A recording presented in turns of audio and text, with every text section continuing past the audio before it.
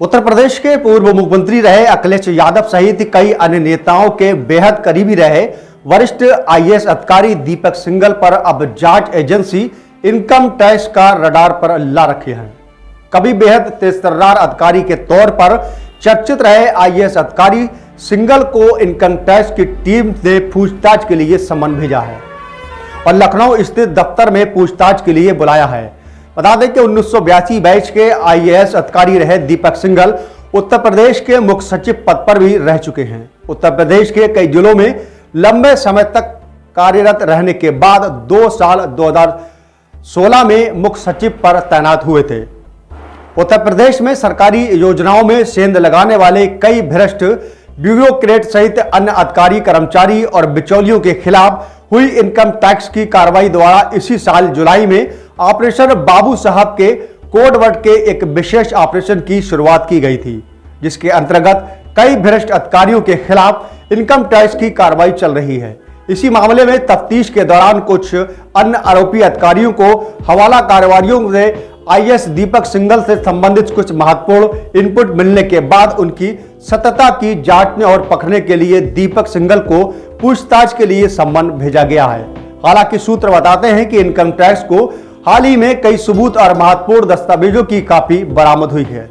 इसके मुताबिक कोलकाता स्थित 2 फर्जी कंपनियों के मार्फत दीपक सिंघल और उनके संबंधित कंपनियों के मार्फत संदिग्ध तरीके से करीब 50 करोड़ रुपए अवैध तौर पर मनी लॉन्ड्रिंग करने का आरोप है।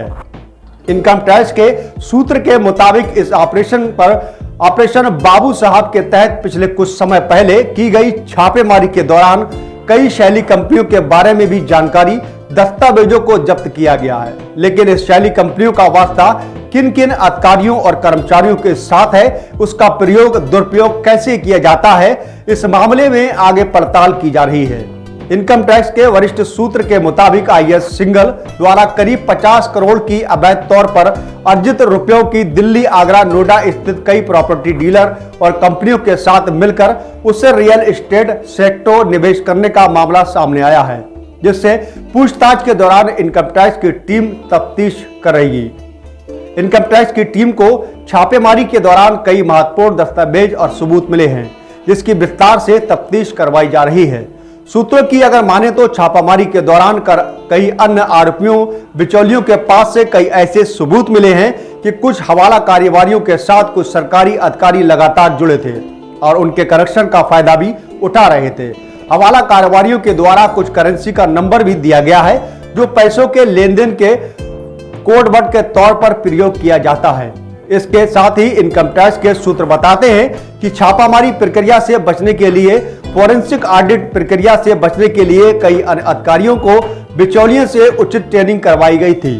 सर्च ऑपरेशन के दौरान मिलने वाले सबूतों के आधार पर यह जानकारी मिली है कि अगर ऐसी खबर है तो कौन से अधिकारी हैं जो आरोपियों के लिए ट्रेन की व्यवस्था करवाते थे।